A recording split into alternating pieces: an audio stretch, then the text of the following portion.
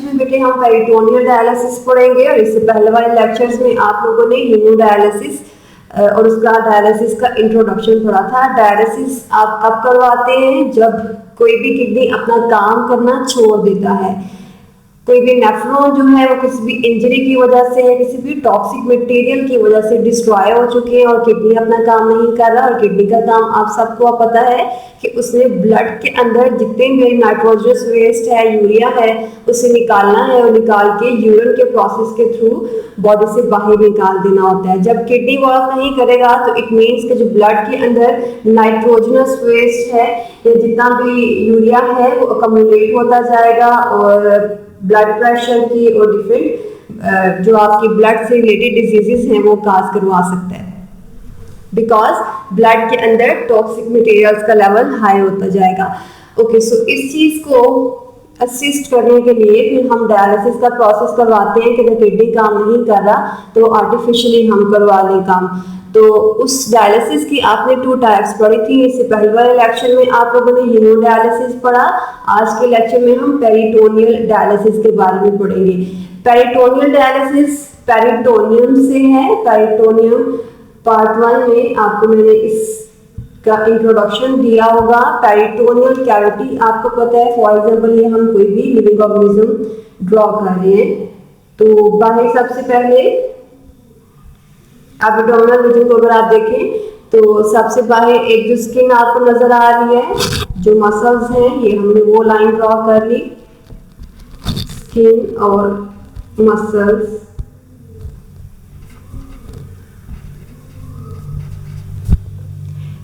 Okay, इस skin या muscles की लेयर के अंदर आपको पता है स्टमक भी है, किडनीज भी हैं,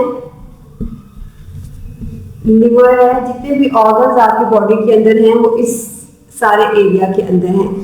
ओके, इस कैविटी को जिसके अंदर स्टमक, किडनी और बाकी सारे ऑर्गन्स प्रेजेंट होते हैं, इस कैविटी को आप कहते हो ये पेरिटोनियल कैविटी है।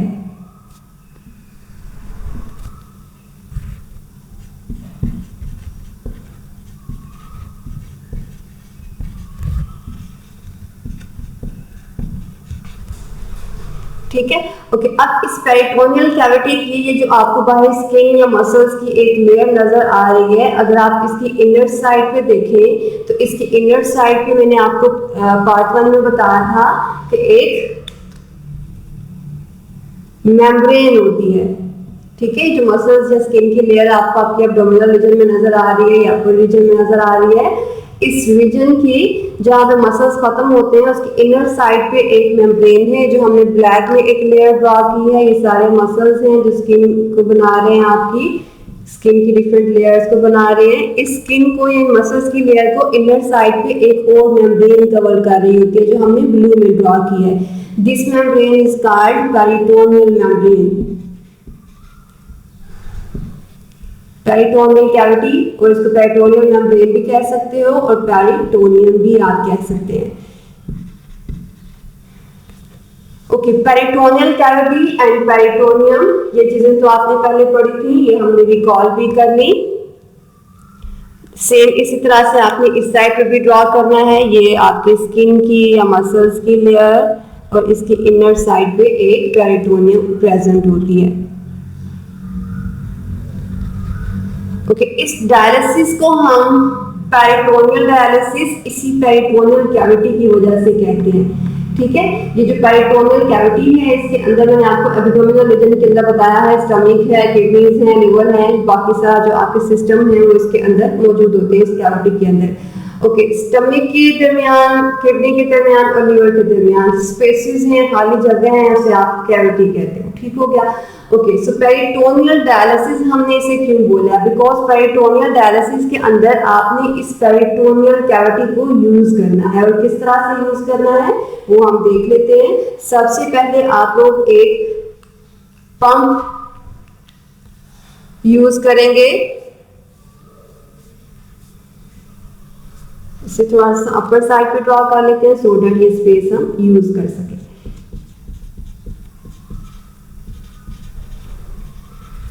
ओके, सो यहाँ पे आपने सबसे पहले एक पंप लगाना है और एक चीज याद रखिएगा, जो पेरिटोनियल डायलिसिस है, पेरिटोनियल डायलिसिस हम लोग सर्जरी के थ्रू एक हमने नीडल लाइक स्ट्रक्चर इस कैविटी के अंदर इंसर्ट करवाना है। ठीक है, एक छोटी सी ट्यूब को आपने इंसर्ट करवाना है इस कैविटी के अंदर।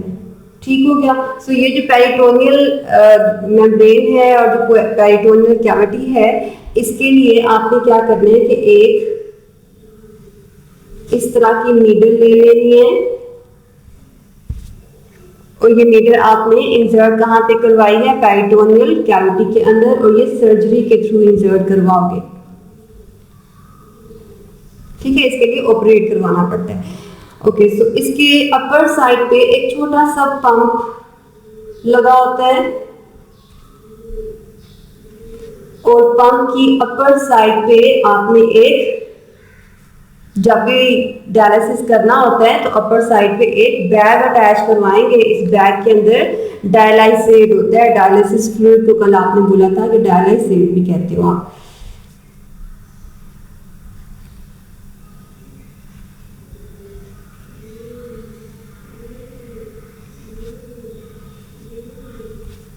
ठीक है, सो इसके अंदर क्या है, डायलाइसेट।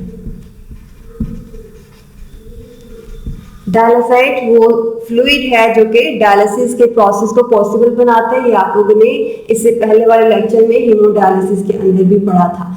ठीक है, सो ये कैविटी है, कैविटी को लाइन कर रहा है पेरिटोनियल मेम्ब्रेन, और पेरिटोनियल कैविटी के अंदर आपने एक नीडल को सर्जरी के थ्रू इंसर्ट करवाया है और नीडल के अपर साइड पे एक पंप अटैच हुआ है। जब भी आपने डायलिसिस करना होता है तो इस पंप की अपर साइड पे एक बैग अटैच करोगे और उस बैग के अंदर क्या है, डायलाइसेट वो फ्लूइड है जिसकी कंपोजिशन ब्लड प्लाज्मा की तरह की है। जो चीजें आप लोगों ने ट्रांसपोर्ट के चैप्टर में प्लाज्मा के अंदर पढ़ी थी, वो सारी चीजें इस डायलाइसेट फ्लूइड के अंदर होती हैं। ठीक है, वही सारी चीजें डायलाइसेट फ्लूइड के अंदर है। तो ये चीज पॉसिबल करती है कि वहाँ पे नाइट्रोजनस वेस्ट का जो फ्लो है, जो डिफ्यूजन का प्रोसेस है, वो पॉसिबल हो सके, जिस तरह से आप लोगों ने कल पढ़ा था। ओके, अब यहाँ पे जब हमने पेरिटोनियल डायलिसिस करवाना है तो पेरिटोनियल डायलिसिस के लिए इसके अंदर डायलिसिस फ्लूइड है, वो पंप के थ्रू इस कैविटी के अंदर जाएगा। ठीक है, यहाँ पे जितनी भी खाली जगह होगी, यहाँ पे ऑर्गन्स भी हैं, आपको पता है स्टमक, किडनी, लिवर, ये सारे ऑर्गन्स भी इस कैविटी के अंदर हैं, और कैविटी के सराउंडिंग में इन ऑर्गन्स को निकाल के जितनी भी खाली जगह है, उस खाली जगह के अंदर आपने ये फ्लूइड को फिल करवा देना है, और ये पंप इसको हेल्प करता है इस फ्लूइड को इस कैविटी के अंदर मूव होने के लिए। ओके, अब यहाँ पे जितनी भी ब्लड वेसल्स हैं, चाहे वो इन ऑर्गन्स के ऊपर हैं या इस पेरिटोनियल कैविटी की इनर साइड पे मौजूद हैं। फॉर एग्जाम्पल यहाँ पे हमने एक ब्लड वेसल ड्रॉ कर लेते हैं।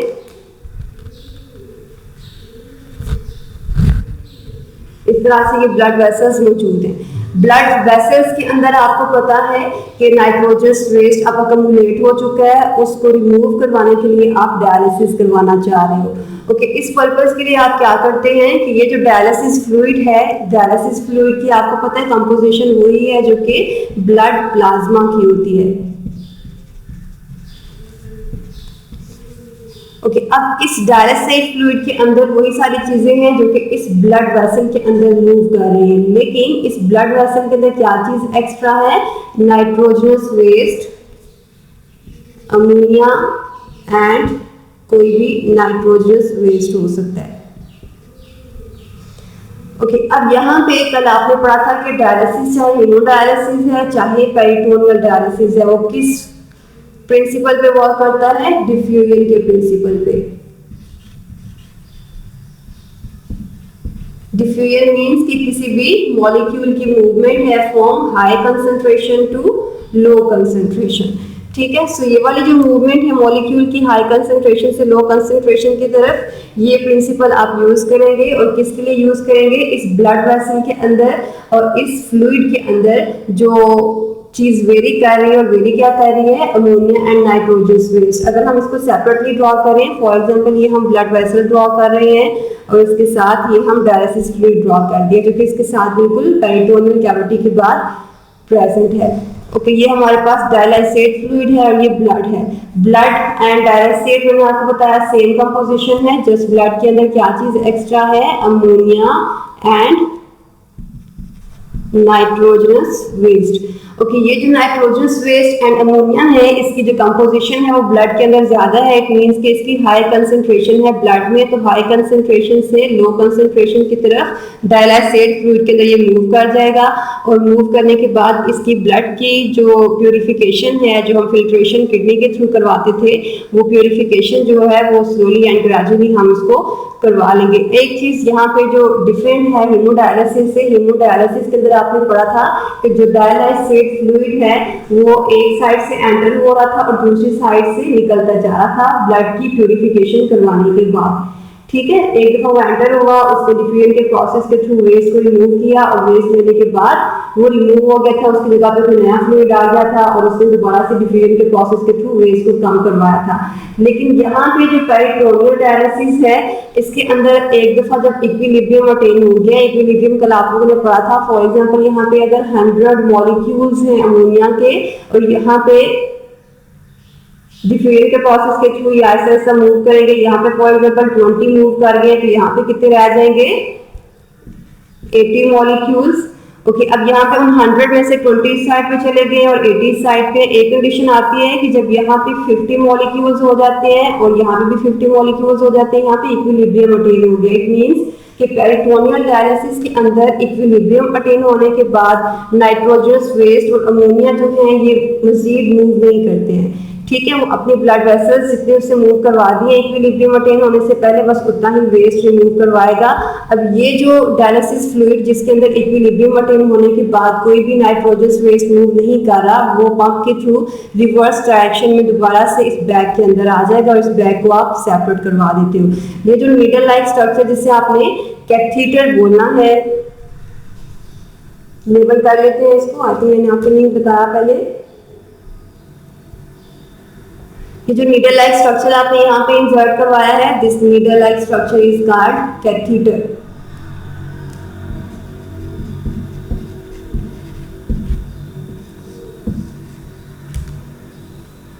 ओके, अब यहाँ पे ये जो डायलिसिस फ्लूइड जिसके अंदर सारा nitrogenous waste in blood vessels में से आ गया है, इस डायलिसिस फ्लूइड को आपने दोबारा से इस कैथीटर के थ्रू, कैथीटर वो नीडल है जो आपने सर्जिकली किसी भी एब्डोमिनल रीजन के अंदर इंसर्ट करवाई हुई है उस पेशेंट की जिसका डायलिसिस आपने करवाना होता है। ओके, अब यहाँ से ये जो नाइट्रोजनस वेस्ट है ये पंप इसे रिवर्स डायरेक्शन में मूव करवाता है, इस बैग में मूव करवा देगा और ये बैग आप सेपरेट कर दोगे और इस फ्लूइड को निकाल दोगे, फेंक दोगे। दोबारा से आप क्या करेंगे कि एक नया बैग जिसके अंदर नया डायलिसिस फ्लूइड है वो दोबारा से इस पंप के साथ लगाओगे और ये पंप के साथ लगाने के बाद दोबारा से अपना फ्लूइड इसके अंदर इंसर्ट करवाओगे। ये फ्लूइड जितने भी ब्लड वेसल्स सराउंडिंग में होंगी उसमें से नाइट्रोजनस वेस्ट डिफ्यूजन के प्रोसेस के थ्रू लेगा और इक्विलिब्रियम अटेन होने के बाद दोबारा से ये पंप जो है, पंप क्या करता है कि रिवर्स डायरेक्शन में इस फ्लूइड को मूव करवा देता है इसी बैग के अंदर। ये बैग आप दोबारा से रिप्लेस करवा सकते हो नए बैग से।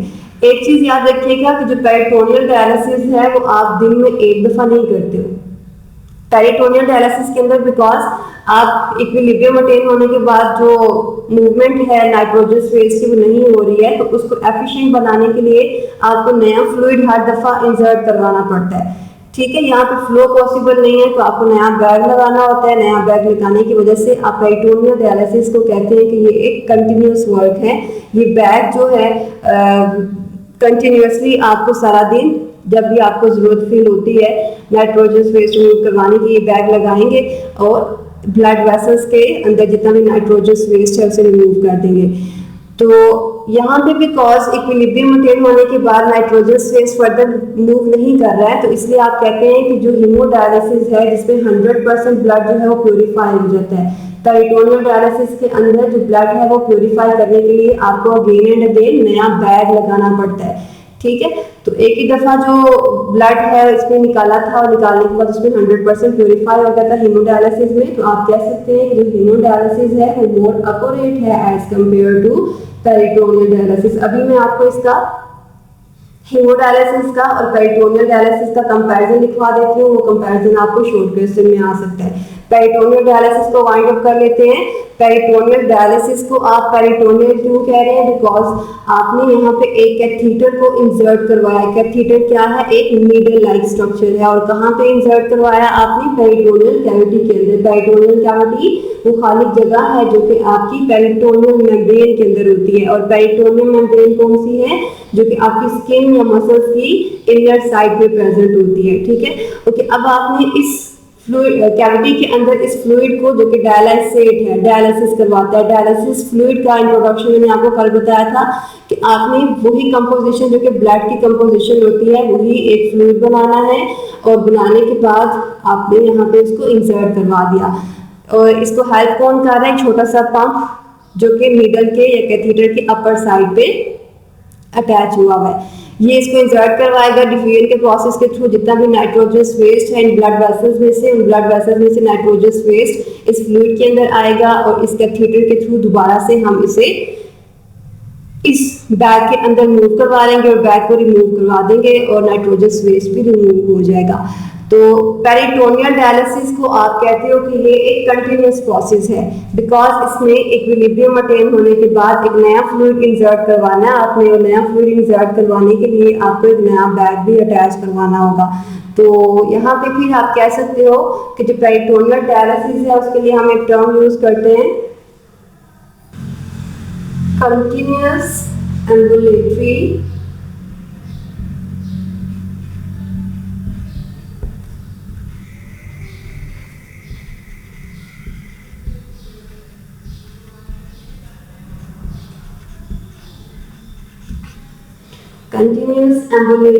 peritoneal dialysis।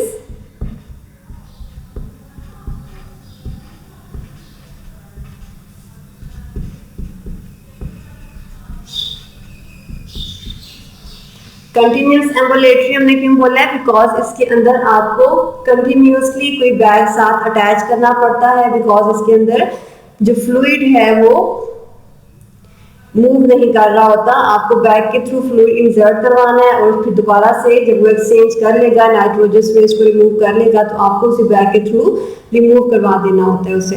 ठीक है, बिकॉज इसके अंदर कंटिन्यूसली आपको सारा दिन करना पड़ता है। आप वीक में 1 या 2 दफा नहीं करवा सकते, आपको एक ही दिन के अंदर 3 से 4 दफा ये डायलिसिस करना पड़ता है। जिसे आप कहते हो ये कंटिन्यूस है, आप इसके अंदर कोई भी डे स्किप नहीं कर सकते हैं। ठीक है, सो इसके लिए फिर हम डिफरेंस देख लेते हैं कि हीमोडायलिसिस एंड पेरिटोनियल डायलिसिस अगर आपको शॉर्ट क्वेश्चन आता है तो कौन से वाला ज़्यादा एक्यूरेट है और कितने डिफरेंसेस आप यूज़ कर सकते हैं। अगर हम दोनों को कंपेयर करें कि haemodialysis and continuous ambulatory peritoneal dialysis में से कौन से ज़्यादा एफिशिएंट है, तो उसके लिए आप कुछ डिफरेंसेस यूज कर सकते हो। अगर आप जस्ट पेरिटोनियल डायलिसिस लिखना चाहते हैं तो वो लिख लें, अगर आप फुल फॉर्म लिखना चाहते हो तो फुल फॉर्म लिख लो। ओके, हीमोडायलिसिस जो है अगर हम कंपेयर करें पेरिटोनियल डायलिसिस से तो ये ज़्यादा इफेक्टिव है as compare to peritoneal dialysis. और इसकी रीजन मैंने आपको बताई थी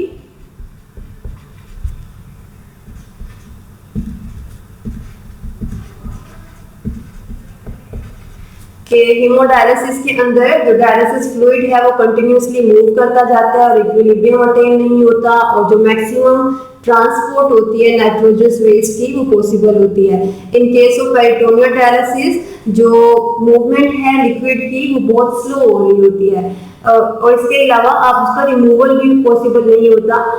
रिमूवल पॉसिबल ना होने की वजह से और वही जो स्टेशनरी या स्टिल डायलिसिस फ्लूइड है जितना इक्विलिब्रियम अटेन होने तक वो नाइट्रोजनस वेस्ट को रिमूव करवा सकता है, उतना रिमूव करवा लेगा और उसके बाद कोई भी जो नाइट्रोजनस वेस्ट है वो मूव नहीं होगा। ठीक है, सो इक्विलिब्रियम अटेन होने के बाद पेरिटोनियल डायलिसिस के अंदर कोई भी मूवमेंट नहीं होती है, इसलिए आप कहते हो कि ये लेस इफेक्टिव है एज कंपेयर टू हीमोडायलिसिस, जिसके अंदर जो इक्विलिब्रियम है उसके अटेन होने के कोई भी चांसेस नहीं होते। और इक्विलिब्रियम अटेन नहीं होता बिकॉज उसमें जो डायलिसिस फ्लूइड है वो कंटिन्यूसली मूव कर रहा होता है। ये तो फर्स्ट डिफरेंस है हीमोडायलिसिस में और पेरिटोनियल डायलिसिस के अंदर कि ये इफेक्टिव है बिकॉज इसके अंदर इक्विलिब्रियम अटेन ना होने की वजह से मैक्सिमम टॉक्सिक मटेरियल डिफ्यूजन के प्रोसेस के थ्रू ब्लड से डायलिसिस फ्लूइड के अंदर मूव कर सकता है। While in case of peritoneal dialysis एक दफा इक्विलिब्रियम अटेन हो गया तो फर्दर कोई भी नाइट्रोजनस वेस्ट जो है वो ब्लड से डायलिसिस फ्लूइड के अंदर मूव नहीं करेगा, बिकॉज आपको पता है डायलिसिस डिफ्यूजन के प्रोसेस पे या प्रिंसिपल पे वर्क करता है और डिफ्यूजन में किसी भी दो जगहों में कंसंट्रेशन ग्रेडियंट होना नेसेसरी होता है। अगर दोनों जगह पे कंसंट्रेशन सेम हो जाएगी तो मॉलिक्यूल मूव नहीं करते हैं। ओके जी, सो ये वाला तो था आपका फर्स्ट डिफरेंस। हीमोडायलिसिस जो है वो इफेक्टिव है, very effective as compare to peritoneal dialysis. Second जो डिफरेंस, अगर आपको ये शॉर्ट क्वेश्चन आ जाता है तो आपको लिखना है कि जो हीमोडायलिसिस है ये एक्सपेंसिव है, वाइल जो पेरिटोनियल डायलिसिस है ये लेस एक्सपेंसिव है।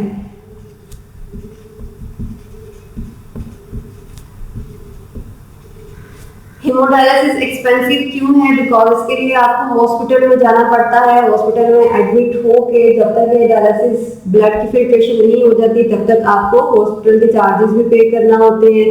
और इसके अलावा जितने भी आपका वर्क है, वर्किंग जो आपकी एक्टिविटीज है वो भी आपको निकाल के टाइम निकाल के स्टॉप करके हॉस्पिटल जाना पड़ता है। तो एक्सपेंसिव बिकॉज आपको हॉस्पिटल में एडमिट होना पड़ता है इसलिए एक्सपेंसिव है, मशीन यूज होती है उसके अंदर। While in case of peritoneal dialysis ये आप घर में भी कर सकते हो और ये लेस एक्सपेंसिव क्यों है? बिकॉज जस्ट आपको वो एक डायलिसिस फ्लूइड का बैग बाय करना होता है और बाय करने के बाद वही बैग आप यूज कर लेते हैं नाइट्रोजनस वेस्ट को रिमूव करने के लिए। ठीक है, सो जो पेरिटोनियल डायलिसिस है वो लेस एक्सपेंसिव है बिकॉज उसमें हॉस्पिटलाइजेशन का कोई भी जो आपको हीमोडायलिसिस के अंदर हॉस्पिटल में जाना पड़ता है वो पेरिटोनियल डायलिसिस के अंदर आप हॉस्पिटल में एडमिट नहीं होते। थर्ड जो कि आप डिफरेंस अगर आपको आता है तो आप लिख दें कि हीमोडायलिसिस हॉस्पिटल में जाके हॉस्पिटलाइजेशन इसमें होती है, ये आप घर में नहीं कर सकते। वाइल जो पेरिटोनियल डायलिसिस है ये आप घर में भी कर सकते हो। आप इसके साथ साथ अगर आप कंपेयर करें हीमोडायलिसिस से, जो हीमोडायलिसिस है अगर आप हॉस्पिटल जा रहे हैं तो आपको कोई भी आपका घर का या ऑफिस का काम छोड़ के हॉस्पिटल जाना पड़ता है। जो पेरिटोनियल डायलिसिस है ये आप घर में भी कर सकते हैं, हॉस्पिटल नहीं जा रहे तो इसको लगा के बैग को साथ लगा के आप घर का भी कोई काम कर सकते हो या ऑफिस का भी कोई काम कर सकते हो। सो यहाँ पे हॉस्पिटल जाना is not necessary, not required. ठीक हो गया? ओके, सो लास्ट वाला जो आप लिखोगे वो है कि हीमोडायलिसिस के अंदर बिकॉज डॉक्टर एक प्रोफेशनल होता है, एक्सपर्ट होता है अपने प्रोफेशन में और वो आपके स्टेरिलाइजेशन के जितने भी प्रोसेस हैं या सैनिटाइजेशन के जितने भी रूल्स होते हैं उनको फॉलो करते हुए डायलिसिस का प्रोसेस करता है। तो हीमोडायलिसिस जो है इसके अंदर फिर आप कह सकते हो कि less chances of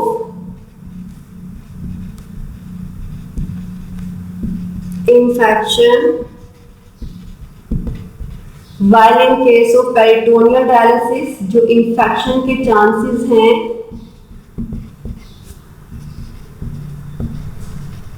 infection chances are high. Okay, in case of haemodialysis although आपका ब्लड जो है वो एक मशीन के थ्रू पास होके फिर दोबारा से बॉडी के अंदर डाला जा रहा होता है, लेकिन वो मशीन जो है वो स्टेरिलाइज हो रही होती है, वो एक प्रॉपर प्रोफेशनल उससे ऑपरेट कर रहा होता है। तो जो हीमोडायलिसिस है उसके अंदर भी इन्फेक्शन के चांसेस कम होते हैं, वाइल जो पेरिटोनियल डायलिसिस है ये पेरिटोनियल डायलिसिस इसके अंदर इन्फेक्शन के चांसेस क्यों ज्यादा हैं? बिकॉज इसमें जो डायलिसिस है वो हम खुद घर पे कर रहे होते हैं और हमारे खुद ऑपरेट करने की वजह से समटाइम्स क्या होता है कि कोई भी जो इन्फेक्शियस एजेंट है हम उस कैथीटर के थ्रू, कैथीटर आपको पता है वो निडल है जिसके थ्रू डायलिसिस फ्लूइड को पेरिटोनियल कैविटी के अंदर डाला जाता है। तो उस कैथीटर के थ्रू अगर आपने प्रॉपर हैंड नहीं वॉश किए या आपने प्रॉपर बैग को अटैच करते हुए सैनिटाइजेशन के जो प्रिंसिपल्स हैं उनको अपने ध्यान में नहीं रखा तो ऐसा हो सकता है कि जो वायरसेस हैं उस कैथेटर के थ्रू आपकी पेरिटोनियल कैविटी में चले जाएं और पेरिटोनियल कैविटी में जाने के बाद वो जो इन्फेक्शियस एजेंट है वो डिजीज काज करवा सकता है। ठीक है। सो पेरिटोनियल डायलिसिस के अंदर इन्फेक्शन के चांसेस ज्यादा होते हैं as compare to haemodialysis.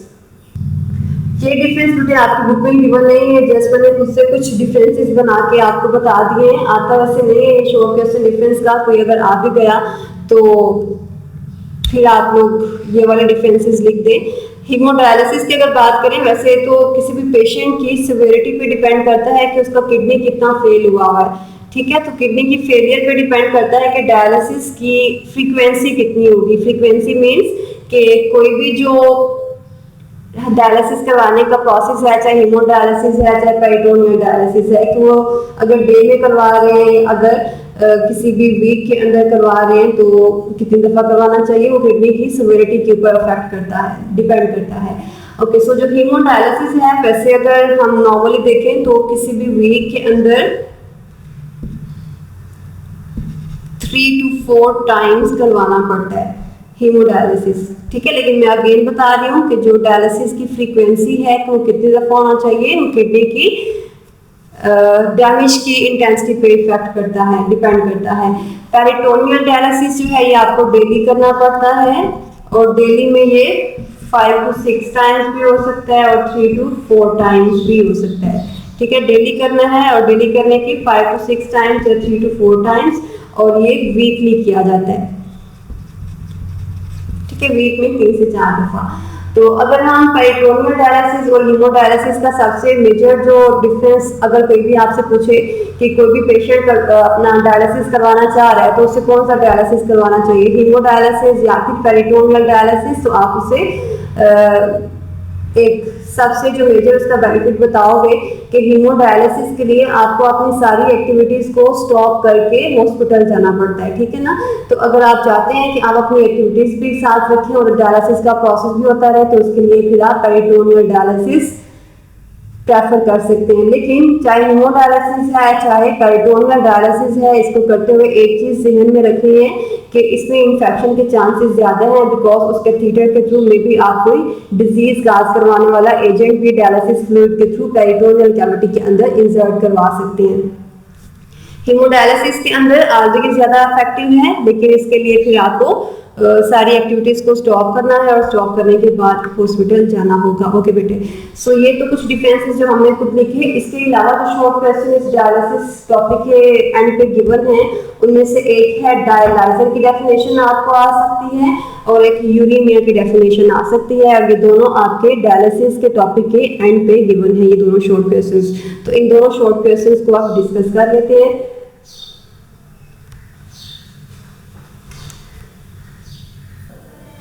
Dialysis के टॉपिक की एंड पे दो इंपॉर्टेंट शॉर्ट क्वेश्चंस बताए हुए हैं, वो दोनों शॉर्ट क्वेश्चंस देख लेते हैं, और ये इंपॉर्टेंट भी हैं, आपको एग्जाम में आ भी सकते हैं। फर्स्ट शॉर्ट क्वेश्चन जो कि डायलिसिस के टॉपिक के एंड पे, वो है डायलाइजर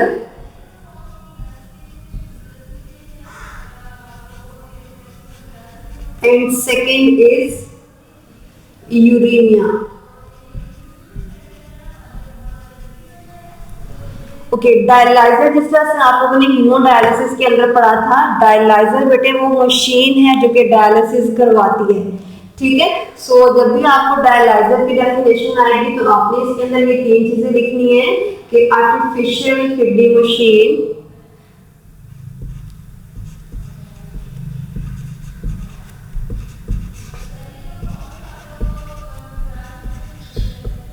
ओके, आर्टिफिशियली आपने ये मशीन सिंथेसाइज करवाई है और किडनी का काम कर रही होती है।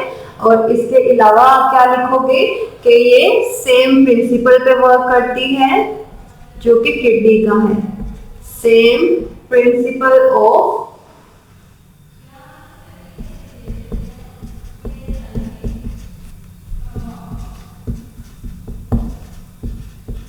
किडनी, ठीक है। फर्स्ट चीज आपको बतानी है, dialyser is a kidney machine which work on same principle of kidney. और किडनी का काम क्या था, या इस डायलाइजर का काम क्या है कि इसने रिमूव करवाना है नाइट्रोजनस वेस्ट को,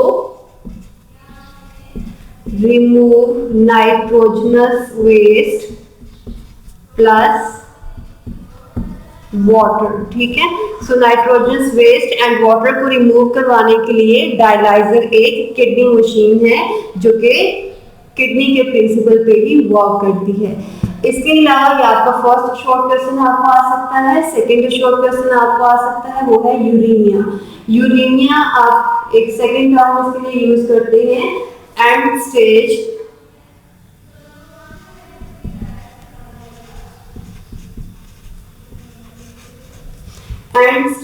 renal disease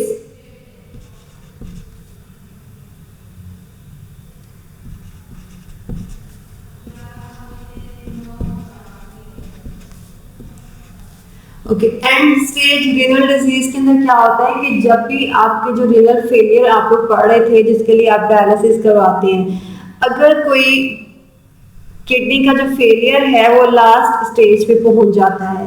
last stage means कि उसके जो नेफ्रॉन्स हैं वो डिस्ट्रॉय हो चुके हैं और नेफ्रॉन्स की जो रिकवरी है उसको ठीक करना पॉसिबल नहीं है। तो उस केस में आप इसे कहते हो कि ये यूरेनिया है या फिर एंड स्टेज रीनल डिजीज है। यूरेनिया बेसिकली जो टर्म आप यूज करते हैं यूरेनिया यूरिया से है, और यूरेनिया हम इसे क्यों कह रहे हैं और किस कंडीशन में कहते हैं, जब ब्लड के अंदर यूरिया का लेवल हाई हो जाता है। सो यूरेनिया की आप किस के लिए टर्म यूज करते हो, किस कंडीशन के लिए, हैविंग हाई लेवल्स ऑफ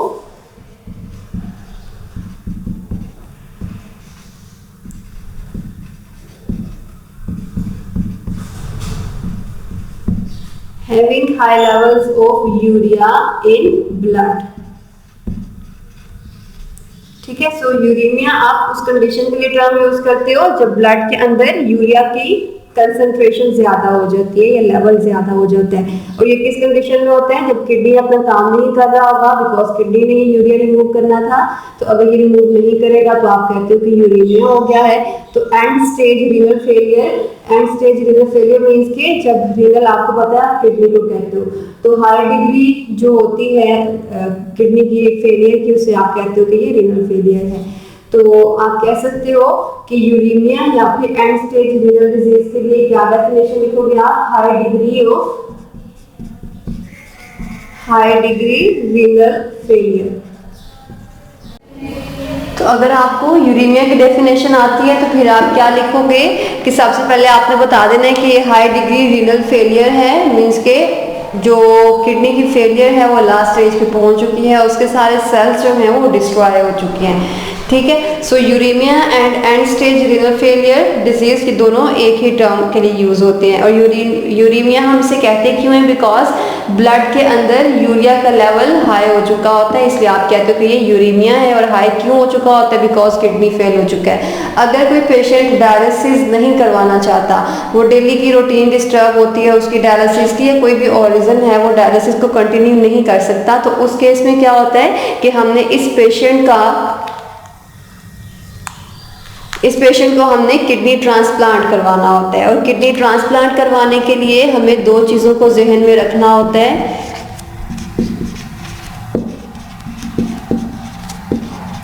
कि जो डोनर है, डोनर मीन्स के जो किडनी को डोनेट कर रहा है पेशेंट को, उस डोनर का ब्लड ग्रुप मैच होना चाहिए, और सेकेंडली उसके टिश्यूज़ भी मैच होने चाहिए।